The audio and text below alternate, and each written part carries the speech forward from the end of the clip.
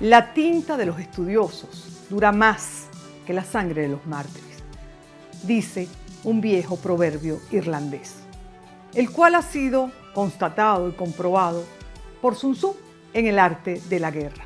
Y es cierto, de las largas guerras, de los largos conflictos, solo quedan muertos, nadie gana, pero además las naciones quedan destruidas. Ese va a ser el tema de hoy. Hay numerosos conflictos bélicos en el mundo y quizás el que está más en el tapete, el que de alguna manera nos atañe más, es el de Rusia y Ucrania.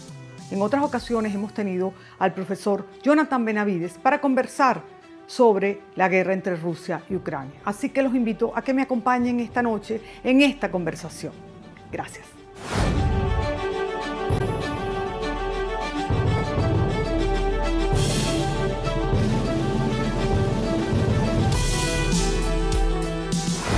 Jonathan, ¿cómo estás? Bienvenido como siempre, muy grata tu presencia. Como escuchaste mientras introducía el programa, pues citamos un proverbio y también a Sun Tzu, el maestro del arte de la guerra. Y a propósito de eso, él decía, si no puedes ser fuerte y sin embargo no puedes ser débil, eso resultará en tu derrota. Y es un poco lo que estamos viendo en el conflicto entre Rusia y Ucrania. Sí, ciertamente, es un conflicto que se ha extendido demasiado en el tiempo, particularmente para lo que son las nuevas guerras. Las nuevas guerras usualmente ya no son como aquellos conflictos de la Segunda Guerra Mundial o la Primera Guerra Mundial, que se extendían 5 o 6 años en el tiempo, o guerras de desgaste como la guerra de Vietnam, que duró más de una década, primero con los franceses, luego con los norteamericanos y luego entre los propios vietnamitas. Esta es una guerra de otro tipo, estamos en otro contexto, donde usualmente, bueno, tenemos el ejemplo de las dos guerras del Golfo, que fueron operaciones quirúrgicas y muy rápidas, porque además la tecnología ha llevado a que los ejércitos logren un nivel de victoria más rápido que de lo que ocurría antes, donde se dependía de caballería, de infantería, etcétera, etcétera. Sin embargo, bueno, Ucrania y Rusia nos han sorprendido porque son 12 meses en una operación en la cual en febrero del año pasado, cuando inició el conflicto, todos pensábamos que, bueno, que iba a ser breve, que en breve tiempo, por la superioridad tecnológica y militar de Rusia, se iba a terminar en un corto plazo. Si no eres lo suficientemente fuerte o tampoco eres lo suficientemente débil, Se alarga, termina claro. en derrota. Sí, es que termina o siendo... se alarga el conflicto. Es que termina siendo además un conflicto muy largo, termina siendo una derrota incluso para ambos bandos. Por eso digo, Porque todo el mundo esperaba que uno de los lados fuera lo suficientemente fuerte y el otro fuera lo suficientemente débil. Así es. Y sin embargo, fíjate, tampoco podemos hablar que estén derrotadas las dos facciones en conflicto en este momento, porque se mantienen, continúan. Incluso Ucrania... En detrimento de los países y de la economía mundial. Sí, y sobre todo en detrimento de la población civil de Ucrania. Por eso te estoy diciendo. Que es la principal y más afectada. Cuando una guerra se extiende, y lo decía Sun Tzu, así es. Solo hay muertos y pobreza. Y pobreza, tal cual. La pobreza, bueno, evidentemente ha tocado las puertas de Ucrania. Sí. Más de lo que era antes del conflicto, porque Ucrania era uno de los países más pobres de Europa antes del conflicto, a pesar de ser uno de los principales... De los graneros del mundo. Sí, uno de los principales productores de grano y exportadores de grano del mundo. La sociedad ucraniana era una de las más pobres de todo el continente europeo. Hoy por hoy se encuentran en una situación más débil, más paupérrima, porque bueno, la guerra ha destruido prácticamente toda la infraestructura industrial y agroindustrial ucraniana. Pero alguien está ganando con este conflicto. Sí, están ganando los perros de la guerra, por ejemplo. Exactamente. Están ganando algunas grandes corporaciones multinacionales que se benefician del conflicto precisamente porque suministran no solamente armamentos, porque en la guerra no solamente está el elemento militar y armamentístico de por medio, sino que también están los grandes negocios. Ha habido también muy buenos negocios que se han hecho y se han triangulado en el mundo tras las sanciones económicas a Rusia y la exclusión del sistema SWIFT, porque entonces igual Rusia ha tenido que buscar alternativas diferentes en la cual muchos se han lucrado al respecto. Entonces, ¿cuál es el futuro de esta guerra? Recientemente China puso en la mesa una propuesta de negociación. Sí, Muy ciertamente. interesante, ya que estamos hablando de Sun Tzu y los chinos. Así Hay es. una propuesta de negociación. Sí, y ciertamente es sumamente interesante. Hace apenas algunos días fue que salió a luz pública dicha propuesta, porque en la misma el gobierno de China establece la necesidad de una solución acordada entre las partes, una solución que pasa por la vía diplomática y que detenga el conflicto armado que se está llevando a cabo en este momento.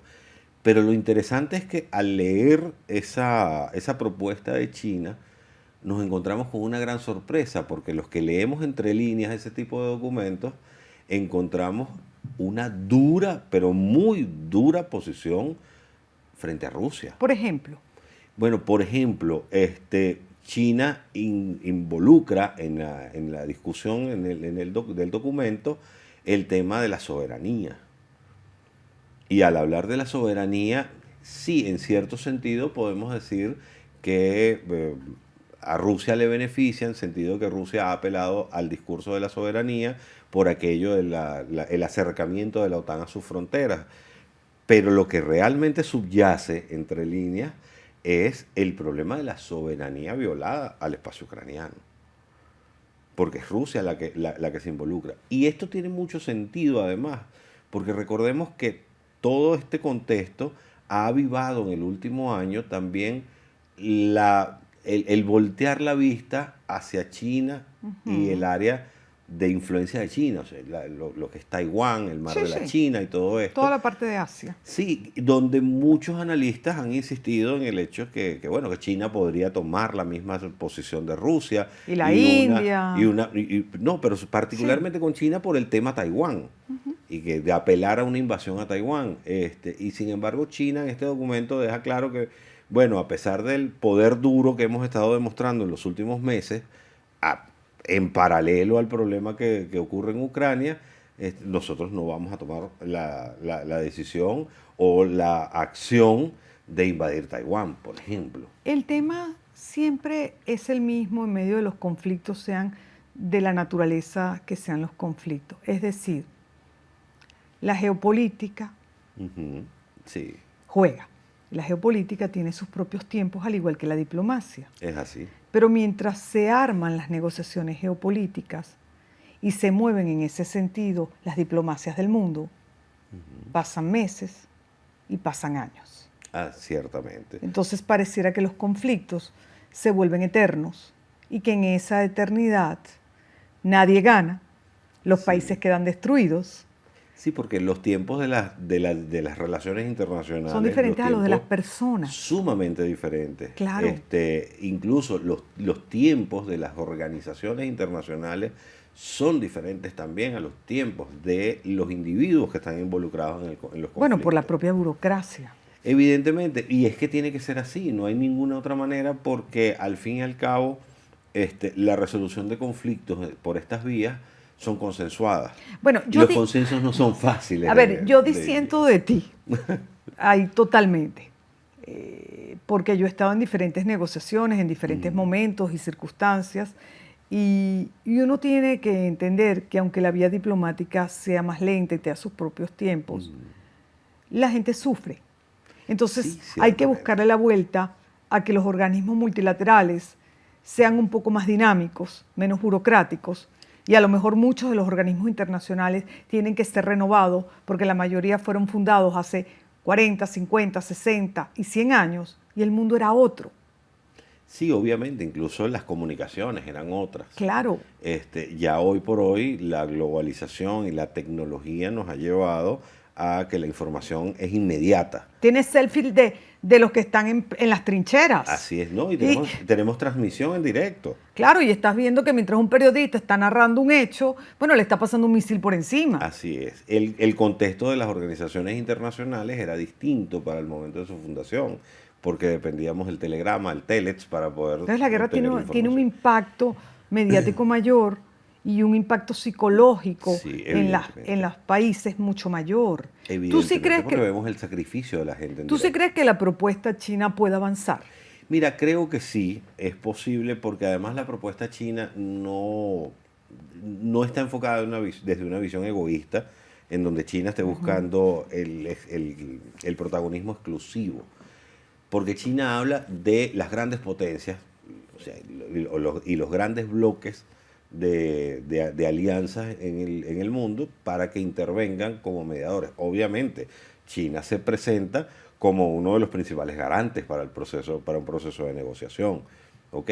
Pero busca incluir al resto de los actores, principalmente a los Estados Unidos, que es además la cabeza de la Alianza Atlántica de la OTAN, que está involucrada de manera ya no indirecta, de manera muy directa en lo que es el conflicto. ¿Podría extenderse este conflicto por años? Mira, probablemente. Quizás con una menor intensidad, pero extenderse en el tiempo. O no solamente con menor intensidad, sino focalizada.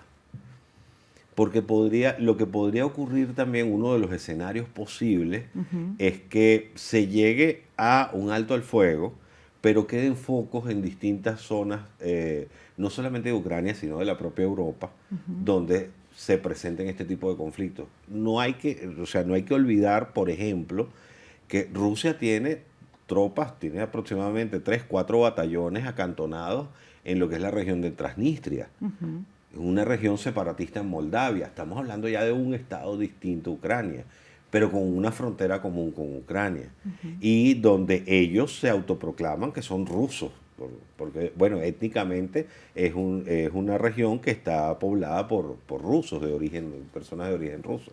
Ya hemos podido apreciar en este año las consecuencias de la guerra, sí, del conflicto, más allá de que para los propios países, para toda Europa e incluso para América Latina o para todo el mundo. Así es. Entonces, de prolongarse el conflicto, ¿qué otros impactos tendrá la guerra en Europa y en el resto del mundo? ¿Qué visualizas tú desde el punto de vista económico, desde el punto de vista social? Bueno, desde el punto de vista geopolítico.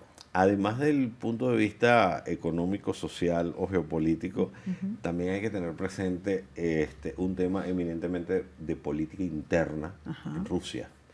Porque la extensión del conflicto podría llevar hasta un cambio del sistema político en Rusia, en la propia Rusia. ¿Tú crees que eso tiene una consecuencia para Putin?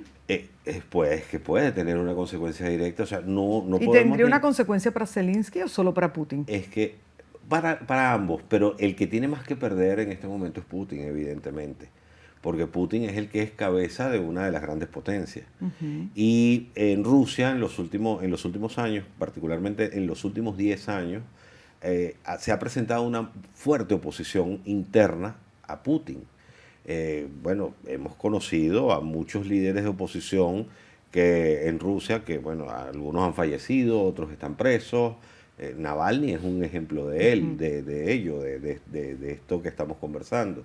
Pero es que además el tema de la guerra ha generado un descontento también a lo interno de la población de Rusia. Bueno, porque hablábamos al principio de que cuando tú no demuestras la fuerza, así es, tampoco tienes la debilidad para perder, al final hay perdedores porque esto se extiende en el tiempo. Entonces hay dos países que terminan perdiendo, sus ciudadanos terminan perdiendo vidas, recursos, estabilidad y sobre todo los países se empobrecen y nadie quiere vivir en países empobrecidos. No, y que ya en el transcurso de estos 12 meses, a pesar que Rusia no ha caído en una vorágine de problemas económicos, sí se han comenzado a sentir los efectos de las sanciones a nivel de la población de Rusia. ¿Qué ocurre? Ese descontento no es únicamente exclusivo de los civiles en Rusia. También hay descontentos en las Fuerzas Armadas. ¿Pero cómo es? Porque son las primeras que reciben los efectos de la guerra. A ver, yo me pregunto a diario, ¿qué tanto sabemos y qué tanto de lo que sabemos es cierto? Sí. ¿Por qué? Por razones más que obvias. La contrapropaganda. Sí, la lejanía de los países, el desconocimiento de la propia historia que tenemos en general de la Unión Soviética. Y la censura. Exacto, entonces, no, son muchos factores, es decir, han tenido una manera siempre de manejar su política interna y su política externa. Es así, es así. Y por ende su seguridad. Y por eso no me extrañaría que ocurriera algo de esto, de lo que te estoy comentando. Y que no lo supiéramos, porque nadie lo sabe hasta que ocurre. Es así, o sea, nadie se enteró, por ejemplo, del golpe a Gorbachev en agosto del 91, hasta 2 días después, cuando ya fue tan evidente que Gorbachev estaba preso en su dacha de invierno, que fue evidente que saliera ante la opinión pública mundial el golpe de Estado. Probablemente Rusia no esperaba todo el apoyo de la OTAN y de más de 100 países a Zelensky, me imagino yo, y eso es lo que ha permitido que la debilidad aparente de Ucrania no sea una debilidad tan aparente. Sí, y al mismo tiempo la fortaleza de Rusia, que es evidente, se convirtió en algo no tan fuerte porque ya no está luchando solo contra Ucrania. Así es. Sino contra gran parte del mundo. Sin embargo, a nivel militar se ha vuelto cada vez más tibia la respuesta de la OTAN hacia Ucrania. ¿Por qué? Bueno, por ejemplo, ya hemos vislumbrado en el transcurso de 12 meses que la principal estrategia de Rusia a nivel militar no era la toma de territorio dentro de Ucrania, sino la destrucción de las Fuerzas Armadas ucranianas. ¿Por qué? Porque, bueno, la destrucción de las Fuerzas Armadas de tu enemigo puede llevarlo a ¿qué? A sentarlo, a arrodillarlo en unas negociaciones sin condiciones. Entonces, eso era evidentemente la estrategia que ha estado manejando Rusia en los últimos 12 años. Y efectivamente han destruido prácticamente las Fuerzas Armadas ucranianas. Ucrania para febrero del año pasado contaba en el inventario de su ejército con más de 2.800 tanques de guerra. Hoy por hoy Ucrania le está solicitando vehículos blindados, tanques de guerra, a los países de la OTAN para poder responder a las contraofensivas rusas. Y sin embargo, vemos que la respuesta de la OTAN en tal sentido ha sido como muy tímida. O sea, se ha generado toda una discusión en cuanto a entregarle ese tipo de material de guerra y al final, bueno, por tanta presión de Polonia, que es uno de los socios de la OTAN, Alemania permitió el envío de viejos tanques alemanes de fabricación alemana que estaban en el inventario polaco a Ucrania, pero solamente 35 vehículos blindados, 35 tanques. O sea, frente a una pérdida de más de 2.800 tanques de guerra, o sea, ¿qué te representan 35 tanques? Jonathan, mientras tú estás hablando del detalle de los tanques y del apoyo de la OTAN y de otros países a Ucrania, yo pensaba, pero no es el único país en conflicto, no es la única zona del mundo en guerra. Evidentemente. Es decir, quizás es el que ha tenido más atención mediática, por diferentes razones, por el apoyo de algunos países, por los perros de la guerra, por el involucramiento de la OTAN. Pero, ¿qué pasa en África? ¿Qué pasa en Siria, que además acaba de ser golpeada por un terremoto? Es decir, esa población civil envuelta en un conflicto de larga data, de más de 5 o 7 años, ya perdí la cuenta también, que ese es el riesgo, perdemos la cuenta de lo que está pasando en cada país. El conflicto de Siria ya tiene 11 años. Bueno, imagínate tú, yo te estoy diciendo 7, porque ves, los ciudadanos envueltos en nuestro día a día, aunque leamos, aunque seamos estudiosos, al final, pues es algo que vemos lejos. Así es. Sigue el conflicto, hay tantos muertos, pero en realidad tenemos un mundo en conflicto, y un mundo en conflictos graves y en guerras, con pérdidas de vidas humanas y empobrecimiento de los países. Y estamos en el siglo XXI, donde maravillosos e impresionantes inventos tecnológicos nos están llevando a un cambio de era, pero seguimos haciendo la guerra como en 1940. O peor, como en la prehistoria. O sea, entonces, ¿qué está pasando? Bueno, lo que está ocurriendo es que dirían algunos, particularmente estos que se inspiran en las ideas de Thomas Hobbes en cuanto a la visión del hombre, que bueno, que el problema es que el hombre es malo por naturaleza. ¿Tú crees? Bueno, eso era lo que nos proponía Thomas Hobbes en el siglo XVII. No, yo creo que el hombre es bueno por naturaleza, que todos los hombres nacen, hombres Bueno, y mujeres nacemos buenos. esa es la visión de Rousseau. Sí, yo tengo esa Sí, visión. Yo pienso que todos los hombres y las mujeres nacemos buenos y que en el camino, bueno, quizás nos vamos torciendo por diferentes circunstancias. es así, pero sin embargo hay algunos elementos que nos demuestran que son más hobbesianos que inspirados en Rousseau. Yo me Porque, siento más inspirada por Rousseau. porque evidentemente, o sea, la naturaleza humana, dentro de la naturaleza humana siempre está presente el conflicto. Hasta en las asociaciones de vecinos los vemos y los condominios. O sea, todos ¿Tú nos ves, peleamos entre tú ves todos. la solución de alguna manera inminente en el conflicto Ucrania-Rusia? ¿La ves en el conflicto con Siria? ¿La ves en Medio Oriente en general? ¿O lo ves en África? ¿O vamos a seguir con un mundo en conflicto? Es más, me preocupa hasta Haití. Haití no tiene una guerra, pero Haití tiene una guerrilla interna y tiene un Así. conflicto civil de una magnitud que ya comienza notablemente a influir en la política interna de República Dominicana. Bueno, obviamente además por la comunidad de la frontera, Claro, ¿no? es Y grave. los elementos que se cruzan entre las dos Claro. naciones. Pero bueno, lo veíamos, por ejemplo, en Colombia. Claro. En Colombia, más de 60 años de conflicto interno.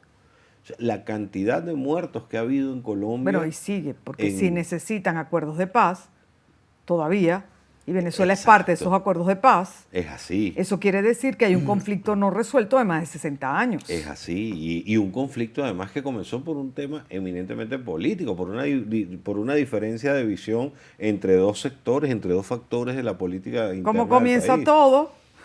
Sí, claro, pero además el colombiano nos presenta esa problemática de una visión distinta dentro de un mismo país, o sea, y de gente que además eran iguales unos y otros. No hay más camino que la negociación en los diferentes conflictos, Sí. en eso estamos claros. Y así lo señala el documento de China. Claro, no hay más camino que la negociación. El tema es que las negociaciones tienen su tiempo, porque la diplomacia Sí. tiene su tiempo. Es así. Y a veces olvidamos que el tiempo de los seres humanos no es el mismo tiempo que el de las naciones. Entonces sí, los conflictos requieren una negociación y es el único camino. Pero hay que ver cómo se le da celeridad a los caminos de la negociación para beneficio de las personas, si no, no tiene sentido. Sí, bueno, ya en ese sentido, lo que se tendría es que buscar la manera de instrumentalizar la idea que pone China sobre la mesa, la idea de la resolución del conflicto a través de la diplomacia. Hay que ver en primer lugar hasta qué punto las dos partes principales, Moscú y Kiev, están dispuestas a llegar a la mesa de negociación. Porque recordemos que ya desde el 2014 estaba instalada una mesa de negociación en Minsk. Sí, claro. Tú lo dijiste en el primer programa que Sí, hicimos. y una mesa de negociación que llegó a 3 acuerdos macro que ninguno fue respetado por ninguna de las partes. Y terminamos en una guerra. Exacto, y terminamos en el conflicto armado ya directo, o sea, Claro. porque la guerra existía, ya la guerra existía en 2014, ya habían elementos enfrentados a nivel de guerra civil dentro del territorio ucraniano. Solo que ahora se internacionalizó la guerra porque entró ya directamente en el conflicto Rusia invadiendo el territorio ucraniano. Y la OTAN ayudando a... La OTAN ayudando a Ucrania, porque bueno, la OTAN siempre estuvo detrás de Ucrania por aquello de la oferta desde el año 2008 del ingreso de Ucrania como miembro pleno de la OTAN. Bueno, para mí, en conclusión, hay un montón de intereses a los que conviene que el conflicto haya escalado y se mantenga X cantidad de tiempo, Es así. porque hay una serie de compañías, de corporaciones, de individuos que se están favoreciendo de una nueva guerra. Ciertamente, y que lo único que han hecho es dejar abierto el final del conflicto. O sea, hasta ahora, hasta este momento, nosotros no podemos hablar de un final específico. Claro. Porque el final está plenamente abierto. O sea, te digo, pueden surgir opciones hasta como la que te comenté del cambio político en la propia Rusia, al que lo puede conducir una escalada del conflicto en el cual Rusia mantenga una desventaja dentro del mismo. Claro, uno se puede plantear diferentes escenarios para la evolución en los próximos meses o en los próximos años, pero al final son simplemente escenarios que podemos hacer desde afuera. Tú eres un experto en el estudio del conflicto Rusia y Ucrania Y bueno, puedes armar unos escenarios posibles, pero realmente nadie sabe lo que va a ocurrir porque son países muy complejos, especialmente Rusia, que está acostumbrado a manejar su seguridad interna y externa de una manera absolutamente hermética. Es así. Entonces, bueno, y efectivamente, por eso es que te insisto, bueno, hasta ahora lo que podemos vislumbrar es un final abierto. Bueno, Jonathan, muchísimas gracias por estar dispuesto siempre a conversar de este y otros temas y bueno, y compartir tu conocimiento, tu experiencia, tu investigación con nuestra audiencia, porque al final este es un conflicto que está muy lejos de nuestro día a día y de alguna manera pues no podemos leer o ahondar todos los días sobre el mismo, así que bueno, una conversación contigo siempre es grata y es útil. Gracias. Igualmente, no, gracias a ustedes por la invitación. Bueno amigos, muchísimas gracias por habernos acompañado durante esta conversación y espero que les haya sido útil. Obviamente no les voy a decir que amena, porque ningún tema de conflicto o que encierre muertes puede ser amena, pero sí que les haya sido útil para un mayor conocimiento y comprensión de lo que está pasando entre Rusia y Ucrania. Gracias, hasta la próxima semana.